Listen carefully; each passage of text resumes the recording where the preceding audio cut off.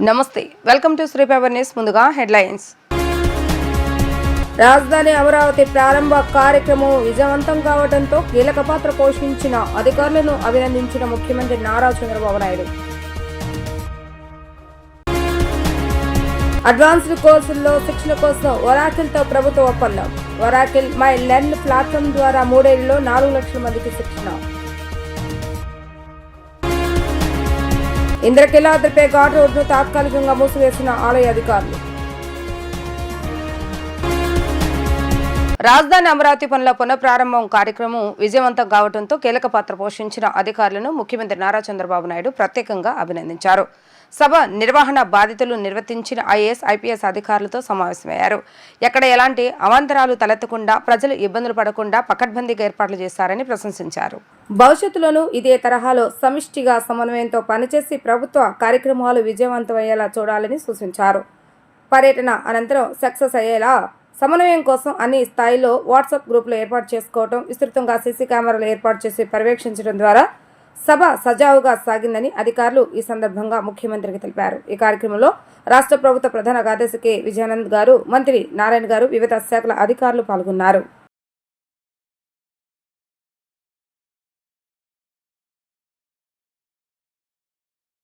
ఆంధ్రప్రదేశ్లో అభివృద్ధి చెందుతున్న ఐటీ పరిశ్రమ అవసరాలకు అనుగుణంగా అడ్వాన్స్డ్ టెక్నాలజీస్లో యువతకు శిక్షణ ఇచ్చి వర్క్ ఫోర్స్ను సిద్ధం చేయడానికి ప్రఖ్యాత సంస్థ ఒరాకిల్తో ఆంధ్రప్రదేశ్ ప్రభుత్వం కీలక ఒప్పందం చేసుకుంది. విద్య, ఐటీ, ఎలక్ట్రానిక్స్ శాఖ మంత్రి నారా లోకేష్ సమక్షంలో ఒరాకిల్, ఏపీ, ఎస్డీసీ ప్రతినిధుల ఓఎంయూపై సంతకాలు చేశారు. ఎంపిక చేసిన యువతకు Oracle university learning subscription content ఉచితంగా లభిస్తుంది.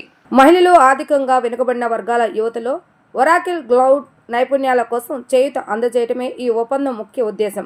తొలి ఏడాది 1,00,000 మందికి, 2-3 సంవత్సరాల్లో 1,50,000 మందికి చొప్పున మొత్తం 4 లక్షల మందికి Oracle my learn digital platform ద్వారా శిక్షణ ఇస్తారు. Oracle cloud essentials, OCI foundations, AI foundations, data science, cloud security, curated learning ప్లాట్ పై శిక్షణా కార్యక్రమాలు ఉంటాయి. అప్డేటెడ్ వర్షన్లో గుర్తింపు పొందిన సర్టిఫికేషన్ కోసం లెర్నింగ్ కంటెంట్ను ఎప్పటికప్పుడు అప్డేట్ చేసి అభ్యర్థులకు అందిస్తారు.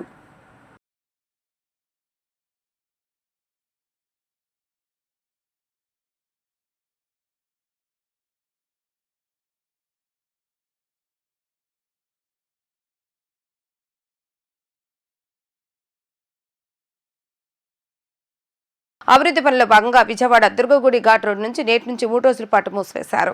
తరచూ కొండ చర్యలు విరుగుపడుతున్న నేపథ్యంలో ప్రమాదాల నివారణ తీవ్రతను తగ్గించేందుకు అధికారులు గట్టి చర్యలు తీసుకున్నారు.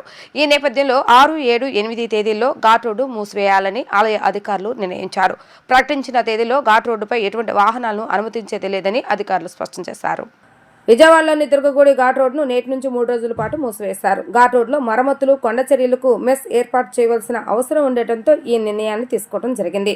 దూర ప్రాంతాల నుంచి వాహనాల్లో వచ్చే భక్తుల కోసం ప్రత్యేక పార్కింగ్ ఏర్పాట్లు చేశారు. హైదరాబాద్ నుంచి వచ్చే వాహనాల కోసం పున్నమి ఘాట్ వద్ద పార్కింగ్ ఏర్పాటు చేయగా, విశాఖపట్నం, చెన్నై తదితర ప్రాంతాల నుంచి వచ్చే వాహనాలు సీతమ్మవారి పాదాల వద్ద ఉన్న హోల్డింగ్ పాయింట్లు పార్క్ చేసుకోవచ్చు. భక్తుల సౌకర్యార్థం ఈ 3 రోజుల పాటు పార్కింగ్ ప్రాంతాల నుంచి ఆలయం వరకు దేవస్థానం ఉచిత రవాణా సదుపాయం అందజేస్తోంది. ద్రోణి వాతావరణ అనిశ్చిత ప్రభావంతో మంగళ బుధవారాల్లో రాష్ట్రంలోని పలు ప్రాంతాల్లో ఓ మోస్తరు నుంచి భారీ వర్షాలకు అవకాశం ఉందని వాతావరణ శాఖ తెలిపింది. కృష్ణా, ఎన్టీఆర్, గుంటూరు, బాపట్ల, శ్రీ పొట్టి శ్రీరాములు, నెల్లూరు, కర్నూలు, నంద్యాల, వైఎస్ఆర్, అన్నమయ్య, చిత్తూరు, తిరుపతి జిల్లాల్లో తేలికపాటి వర్షాలకు అవకాశం ఉందని ప్రకటించింది. ద్రోణి వాతావరణ అనిశ్చిత ప్రభావంతో మంగళ బుధవారాల్లో రాష్ట్రంలోని పలు ప్రాంతాలు ఓ మోస్తరు నుంచి భారీ వర్షాలకు అవకాశం ఉందని వాతావరణ శాఖ తెలిపింది. మంగళవారం శ్రీకాకుళం, విజయనగరం, పార్వతీపురం, మన్యం, అల్లూరి సీతారామరాజు, అనకాపల్లి, పల్నాడు, ప్రకాశం జిల్లాలో ఓ మోస్తరు నుంచి భారీ వానలు కురుస్తాయని అంచనా వేసింది. పిడుగులు పడటంతో పాటు గంటకు 50 నుంచి 60 కిలోమీటర్ల వేగంతో ఈదురుగాలులు వీయొచ్చని పేర్కొంది. విశాఖపట్నం, కాకినాడ, డాక్టర్ బిఆర్ అంబేద్కర్ కోనసీమ, తూర్పుగోదావరి, పశ్చిమ గోదావరి, ఏలూరు, కృష్ణా, ఎన్టీఆర్, గుంటూరు, బాపట్ల, శ్రీ పొట్టి శ్రీరాములు, నెల్లూరు, కర్నూలు, నంద్యాల, అనంతపురం, శ్రీ సత్యసాయి, వైఎస్ఆర్, అన్నమయ్య, చిత్తూరు, తిరుపతి జిల్లాలో తేలికపాటి వర్షాలకు అవకాశం ఉందని చెప్పింది. మరోవైపు సోమవారం నంద్యాల జిల్లా పసుపులలో 42.5, వైఎస్ఆర్ జిల్లా జమ్మలమడుగులో 42.4, పల్నాడు జిల్లా రావిపాడులో 42.1 డిగ్రీల గరిష్ట ఉష్ణోగ్రతలు నమోదయ్యాయని వెల్లడించింది. కేంద్రంలోని బీజేపీతో రాష్ట్రానికి ఎలాంటి ఉపయోగం లేదు, కానీ ఉపయోగపడుతుంది అని ఆ పార్టీ నేతలు నిరూపిస్తే నేను గాంధారినని ఒప్పుకుంటా అని పిసిసి అధ్యక్షురాలు వైఎస్ షర్మిలారెడ్డి అన్నారు. అకాల వర్షాల వల్ల పంట, ఆస్తి, ప్రాణ నష్టం తీవ్రంగా ఉందని ఆమె అన్నారు. ఎక్కడ చూసినా తడిచిన దాని కనిపిస్తుందని ఆమె తెలిపారు. ఆంధ్రరత్న భవన్లో ఏర్పాటు చేసిన విలేకరుల సమావేశంలో పిసిసి అధ్యక్షురాలు వైఎస్ షర్మిలారెడ్డి మాట్లాడుతూ నేను గాంధారిని కాదు, బీజేపీ నేతలే కౌరవులు అంటూ ఆమె ఎదురు దాడి చేశారు. మద్దతు ధరపై కూటమి ప్రభుత్వం రైతులను మోసం చేస్తుందని ఆరోపించారు. రాలిపోయిన మామిడి, కూలిన అరటి చెట్ల పొలాల్లో కనిపిస్తున్నాయని అన్నారు. దాదాపు 5 లక్షల ఎకరాల్లో పంట నష్టం జరిగిందని అన్నారు. ఈసారి దాదాపు 20 లక్షల టన్నుల ధాన్యం పండిందని, కూటమి ప్రభుత్వం 13 లక్షల టన్నుల ధాన్యాన్ని మాత్రమే కొనుగోలు చేస్తుందని వెల్లడించారు. రైతు సేవా కేంద్రాలను ప్రభుత్వం బొందబెట్టిందని, మిల్లర్లు తక్కువ రేటుకు ధాన్యం కొంటున్నారని రైతులు గగ్గోలు పెడుతున్నారన్నారు. ప్రభుత్వ నిర్లక్ష్యం రైతులకు శాపంగా మారింది. రాష్ట్రంలో ఏ పంటకు ప్రకటించిన మద్దతు ధర లభించడం లేదు అంటూ ఉదాహరణల సహితంగా విమర్శలు చేశారు. ధరల స్థిరీకరణకు 6,000 కోట్లు ఖర్చు చేసినట్లుగా శ్వేతపత్రాన్ని విడుదల చేయాలని ఆమె డిమాండ్ చేశారు. అకాల వర్షాల వల్ల తడిచిపోయిన ధాన్యం, రాలిపోయిన మామిడి, కూలిపోయిన అరటి, చెడిపోయిన పసుపు ఇలాంటివే కనిపిస్తున్నాయి. మరి ప్రభుత్వం ఏం సమాధానం చెప్తుంది? దాదాపు 5 లక్షల ఎకరాలలో పంట నష్టం జరిగింది అని వార్తలు వినిపిస్తున్నాయి. కానీ ఇంతవరకు ప్రభుత్వం తరపు నుంచి కనీసం ఎవరినైనా పంపి సర్వే చేస్తున్నట్టు కూడా సంకేతాలు అందటం లేదు. మరి ముఖ్యంగా వరి రైతులు పండించిన ధాన్యాన్ని కుప్పలు కుప్పలుగా పోసి అమ్ముకోలేక ఇప్పుడు ధాన్యం తడిసిపోయి దిక్కుతోచని స్థితిలో ఉన్నారు. వీరికి ప్రభుత్వం ఏం సమాధానం చెప్తుంది? ఉభయ తూర్పుగోదావరి జిల్లాలు తీసుకున్నా కూడా దాదాపు 30 లక్షల ఎకరాల 30 లక్షల మెట్రిక్ టన్నుల దిగుబడి వచ్చింది. దాంట్లో ప్రభుత్వం తీసుకున్నది కేవలం 13 లక్షల మెట్రిక్ టన్నులు, అంటే 17 లక్షల మెట్రిక్ టన్నులు ఇంకా రైతుల దగ్గరే ఉంది.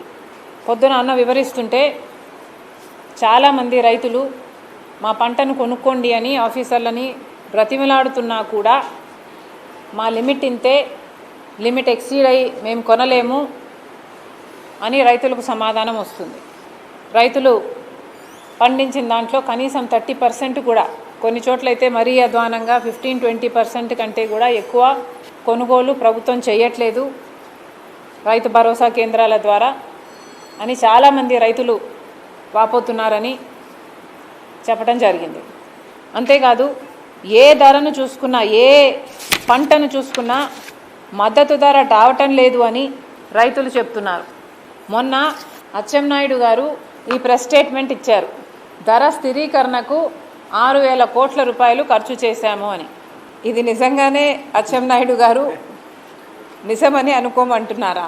ఇంత బ్లేటెంట్గా, ఇంత పచ్చబద్దాన్ని మీడియా సాక్షిగా కూటమి సర్కార్ చెప్తుంది అంటే ఇది అమానుషం కాదా? మీరు అధికారంలోకి వచ్చి 10 నెలలు అవుతుంది. ఈ 10 నెలల్లో మీరు 6,000 కోట్ల రూపాయలు రైతుల కోసం ఖర్చు పెట్టారా? ఇది నిజమా? ఇది నమ్మమంటారా? ఇది నిజమే అయితే ఎలా ఖర్చు పెట్టారో, ఐటమ్ వైస్గా 6,000 కోట్ల రూపాయలు ఎలా ఖర్చు పెట్టారో ప్రజలకు తెలియాల్సిన అవసరం ఉంది. శ్వేతపత్రం రిలీజ్ చేయండి. మాకు కూడా తెలుసుకోవాలని చాలా ఇంట్రెస్ట్గా ఉంది. రైతుల కోసం మీరు ఎలా ఖర్చు పెట్టారో కూటమి సర్కార్ని కాంగ్రెస్ పార్టీ ఛాలెంజ్ చేస్తుంది. దీని వైట్ పేపర్ని, శ్వేతపత్రాన్ని రిలీజ్ చేయండి. వాళ్ళు కౌరవులు అంతే కదా, అంతమంది ఉన్నారు, అంత జనాభా ఉన్నారు, వాళ్ళు కౌరవులు కాక ఏమవుతారు? అమ్మా, ఇక్కడ అర్థం చేసుకోవాల్సింది ఏమిటి అంటే, మోడీ మనకి ఒకటి కాకపోతే ఒకటైనా న్యాయం చేస్తుంటే సరే నేను గాంధారినని నేను ఒప్పుకుంటా. కానీ ఎటు చూసినా నాకు కనిపించడం లేదు కదా. ఎటు చూసినా ఒక్క మేలైనా కనిపిస్తే సరేలే అనుకోవచ్చు. స్పెషల్ స్టేటస్ ఇచ్చారా అంటే స్పెషల్ స్టేటస్ ఇవ్వలేదు. పోలవరం ప్రాజెక్టు సరిగ్గా కడుతున్నారు అంటే అది కట్టడం లేదు. కడప స్టీల్ ఫ్యాక్టరీ వస్తుందా అంటే అది రావటం లేదు. వైజాగ్ స్టీల్ ప్రైవేటైజ్ కాకుండా చేస్తారా అంటే అది చేయటం లేదు. ఏది ఒక్కటంటే ఒక్కటి కూడా చేయకపోతే ఇక అమరావతిని మాత్రం వీళ్ళు అభివృద్ధి చేస్తారు అని ఎలా నమ్మాలి? నేను కాదు గాంధారిని, వాళ్ళందరూ కౌరవులు.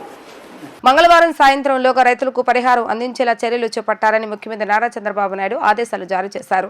అకాల వర్షాలతో పంట నష్టపోయిన ప్రతి రైతును ఆదుకుంటామని ఆయన స్పష్టం చేశారు. పిడుగుపడి మృతి చెందిన వారికి సహాయం అందజేయాలని స్పష్టం చేశారు. గత 2 రోజుల పాటు రాష్ట్రంలో కురిసిన వర్షాలపై సీఎం చంద్రబాబు నాయుడు సచివాలయంలో వ్యవసాయ విపత్తుల నిర్వహణ అధికారులతో సమీక్ష సమావేశాన్ని నిర్వహించారు. ఈ సమీక్షకు జిల్లా కలెక్టర్లు వీడియో కాన్ఫరెన్స్ ద్వారా హాజరయ్యారు. వర్ష ప్రభావిత జిల్లాలో జరిగిన పంట ప్రాణ నష్టం గురించి అడిగి సీఎం వివరాలు తెలుసుకున్నారు. రైతుల నుంచి ధాన్యం కొనుగోలు చేయాలని వెల్లడించారు. కొనడం లేదనే మాట రాకూడదని, విపత్తుల సమయంలో అధికారులు మానవత్వంతో వ్యవహరించాలని సీఎం చంద్రబాబు నాయుడు సూచించారు. జిల్లా కలెక్టర్లతో సీఎం వీడియో కాన్ఫరెన్స్ నిర్వహించారు. మరో 2 రోజుల పాటు అప్రమత్తంగా ఉండాలని సూచనలు జారీ చేశారు. 2224 హెక్టార్లో వరి, 138 హెక్టార్లో ఉద్యాన పంటకు నష్టం జరిగినట్లుగా ప్రాథమిక నివేదిక అందింది. అకాల వర్షాలతో పంట నష్టపోయిన రైతులకు పరిహారం అందజేయాలని అధికారులను ఆదేశించారు. పంట నష్టాన్ని వెంటనే అంచనా వేసి నష్టపోయిన ప్రతి రైతుకు ప్రభుత్వం నుంచి పరిహారం అందేలా చూడాలని స్పష్టం చేశారు. పిడుగుపాటుకు గురై చనిపోయిన 10 మంది బాధితుల కుటుంబాలకు పరిహారం కూడా తక్షణమే అందించాలని ఆయన ఆదేశించారు. ఎన్నికలకు ముందు ఇచ్చిన హామీలను అమలు చేసి చూపే ప్రభుత్వం టీడీపీ ప్రభుత్వం అని ప్రభుత్వ విప్ శాసనసభ్యులు బొండా ఉమామేశ్వరరావు అన్నారు. సూపర్ 6 పథకాల్లో భాగంగా ఇప్పటికే వృద్ధాప్య వితంతు, వికలాంగ పింఛన్లు నగదును పెంచామని అన్నారు. గత ప్రభుత్వం మూసివేసిన అన్న క్యాంటీన్లు మళ్ళా పునః ప్రారంభించి పేదలకు అన్నం పెడుతున్నామని అన్నారు. మహిళలకు ఏడాదికి ఉచితంగా 3 గ్యాస్ సిలిండర్లు ఇస్తున్నామని అన్నారు. మహిళా సంక్షేమానికి పెద్దపీట వేసేలా ప్రభుత్వ పథకాలు అమలు చేస్తుందని అన్నారు. 63వ డివిజన్ తెలుగుదేశం పార్టీ ఆధ్వర్యంలో డివిజన్ పరిధిలో గర్భిణీ మహిళలకు సామూహిక శ్రీమంతాల కార్యక్రమాన్ని సుందరయ్య నగర్ గాయత్రి స్కూల్ ఆవరణలో ఘనంగా నిర్వహించారు. ఈ కార్యక్రమానికి ముఖ్య అతిథిగా హాజరైన బొండా ఉమామేశ్వరరావు గర్భిణీ మహిళలను తన సొంత తోబొట్టులుగా భావించి చీర, జాకెట్, పసుపు, కుంకుమ, పండ్లు, మిఠాయిలు అందజేశారు. ఈ సందర్భంగా బొండా ఉమామేశ్వరరావు మాట్లాడుతూ మహిళా వికాసానికి ప్రాధాన్యతను ఇచ్చే ప్రభుత్వం టీడీపీ ప్రభుత్వం అని అన్నారు. మహిళా సంక్షేమం దిశగా టీడీపీ ప్రభుత్వం చర్యలు చేపడుతుందని తెలిపారు. 2014లో ఎమ్మెల్యేగా ఉన్నప్పుడు తన ఆధ్వర్యంలో ప్రభుత్వ పరంగా గర్భిణీ మహిళలకు శ్రీమంతాలు జరిపించామని గుర్తు చేశారు. అనంతరం అధికారంలోకి వచ్చిన ప్రభుత్వాలు ఈ కార్యక్రమాన్ని కొనసాగించకుండా నిర్లక్ష్యం చేశారని అన్నారు. మరలా ప్రస్తుతం టీడీపీ కూటమి ప్రభుత్వం అధికారంలోకి వచ్చినాక గర్భిణీ మహిళలను తమ సొంత తోబుట్టులుగా భావించి పుట్టింట్లో ఏ విధంగా చేస్తారో ఆ విధంగా సామూహిక శ్రీమంతాలను సైతం జరుపుతున్నారని అన్నారు. గర్భిణీ మహిళ ఆరోగ్యం పరిరక్షణకు పెద్దపీట వేస్తూ సుఖప్రవేశం జరిగి మహిళ ఇంటికి 12 బిడ్డతో తిరిగి వచ్చేలా ఏర్పాట్లు ప్రభుత్వ పరంగా చేశామన్నారు. అనంతరం తెలుగు మహిళా సెంట్రల్ ప్రధాన కార్యదర్శి లబ్బ దుర్గా మాట్లాడుతూ గర్భిణీ మహిళలను గౌరవిస్తూ పుట్టింట్లో ఏ విధంగా శ్రీమంతాలు జరుపుతారో ఆ విధంగా టీడీపీ డివిజన్ కమిటీ శ్రీమంతాల కార్యక్రమాన్ని ఏర్పాటు చేయడం జరిగిందని తెలిపారు. ఈ కార్యక్రమానికి ఎమ్మెల్యే బొండా ఉమా హాజరు కావడం ఎంతో సంతోషంగా ఉందని ఆమె తెలిపారు. అనంతరం పలువురు గర్భిణీ మహిళలు మాట్లాడుతూ గతంలో ఏ ప్రభుత్వం చేయని విధంగా టీడీపీ ప్రభుత్వం ఎమ్మెల్యే బొండా ఉమా తమను తోబుట్టులుగా భావించి శ్రీమంతం జరపడం, పసుపు, కుంకుమ, చీర, పండ్లు వంటివి అందచేయడం ఎంతో ఆనందాన్ని ఇచ్చిందని వారు తెలిపారు. ప్రభుత్వం అధికారంలోకి వచ్చినాక మహిళా పక్షపాత అయినటువంటి ఈ రాష్ట్ర ముఖ్యమంత్రి చంద్రబాబు నాయుడు ఆదేశాల మేరకు అన్ని రకాలుగా మహిళలకి ప్రాధాన్యం కల్పిస్తూ ఉన్నాం. ఎన్నికల్లో ఇచ్చినటువంటి సూపర్ 6 హామీలను అమలు చేసుకుంటూ ప్రజలకు ఇచ్చిన ప్రతి వాగ్దానాన్ని నెరవేరుస్తున్నాం. 3,000 పెంచిన 4,000 చేశాం. వికలాంగులకు 3,000 పెంచిన 6,000 చేశాం. అన్నా క్యాంటీన్లు ఓపెన్ చేసి పేదవాడికి పట్టిడన్నం కడుపు నిండా తినేటట్టుగా అన్నా క్యాంటీన్లు ఓపెన్ చేశాం. అలాగే మహిళలకి 3 సిలిండర్ల గ్యాస్ బండ్లు అని చెప్పాం, దానికి అమలు చేస్తున్నాం, వాళ్ళకి ఉచితంగా ఇస్తున్నాం. అంతేకాకుండా ఈ నెల నుంచి తల్లికి వందనం పేరుతో ఏదైతే చదువుకునే పిల్లలు ఉన్నారో 2 పిల్లలుంటే 30,000 రూపాయలు, 3 పిల్లలుంటే 45,000 రూపాయలు ఈ నెల నుంచి ఇస్తున్నాం. అట్లాగే మహిళలకి ప్రతి మహిళకి 18,000 రూపాయలు ఇస్తామని ఎన్నికల ముందు చెప్పాం. దాన్ని జూన్ నెల నుంచి మహిళల ఖాతాలో డబ్బులు కూడా వేయబోతా ఉన్నాం. మహిళలకు ఉచితంగా బస్సు పెడతా ఉన్నాం, దాన్ని కూడా నెరవేరుస్తాం. ఖచ్చితంగా ఇచ్చిన హామీ ప్రతి హామీని నెరవేర్చుకుంటూ ఇవ్వనటువంటి ఇవాళ సెంట్రల్ నియోజకవర్గంలో ప్రతి డివిజన్లో కూడా మా గర్భిణీ స్త్రీలు, మా గర్భిణీ చెల్లెమ్మలకి పుట్టింటి వాళ్ళు చేసినట్టు సామూహిక శ్రీమంతం ప్రతి డివిజన్లో చేస్తున్నాం. వాళ్ళకి పుట్టింటి వాళ్ళు పెట్టినట్టుగా చీర, సారె, మరి గాజులు, పసుపు, కుంకుమ, స్వీట్లు కూడా ఇచ్చి వాళ్ళకి భోజనం పెట్టి పండంటి బిడ్డని ప్రసవించేటట్టుగా ప్రభుత్వం తీసుకుంటున్నటువంటి అంగన్వాడీ టీచర్ల ద్వారా, అంగన్వాడీ సూపర్వైజర్ల ద్వారా ప్రతి జాగ్రత్తని వాళ్ళకి చెప్తూ రేపు నెలలు నిండిన తర్వాత పండంటి బిడ్డని, ఆరోగ్యకరమైన బిడ్డని ప్రసవించడానికి ప్రభుత్వం పౌష్టికాహారంతో అన్ని జాగ్రత్తలు కూడా తీసుకొని చర్యలు చేపడతా ఉన్నాం. ఈరోజు 63వ డివిజన్లో మా డివిజన్ పార్టీ అధ్యక్షుడు లబ్బా వైకుంఠం, మా ప్రధాన కార్యదర్శి కోలా సీను, డివిజన్ ఇన్ఛార్జి మోతుకూరు కాసిం, మా మహిళా నాయకురాళ్ళు లబ్బా దుర్గ కానీ, మాజీ కార్పొరేటర్ పైడి తులసి కానీ, ఇంకా మా నాగమణి జనసేన నాయకులు అందరి ఆధ్వర్యంలో ఈరోజును అత్యంత వైభవంగా మా చెల్లెళ్ళకి శ్రీమంతం చేయడం సంతోషంగా ఉంది. భోజనాలు కూడా ఏర్పాటు చేస్తాం. చక్కటి బిడ్డను ప్రసవించే వరకు కూడా ప్రభుత్వం వాళ్ళకి అండగా ఉంటుంది, ఆశీస్సులు అందజేస్తాం. గారి ఆదేశాలతో ఈరోజు 63వ డివిజన్ నందు సామూహిక సీమంత కార్యక్రమాలు చేయడం జరిగింది. డివిజన్లో మొత్తం 33 మంది 7 నెలలు నిండిన మహిళలకు సామూహిక సీమంతాలు నిర్వహించాము.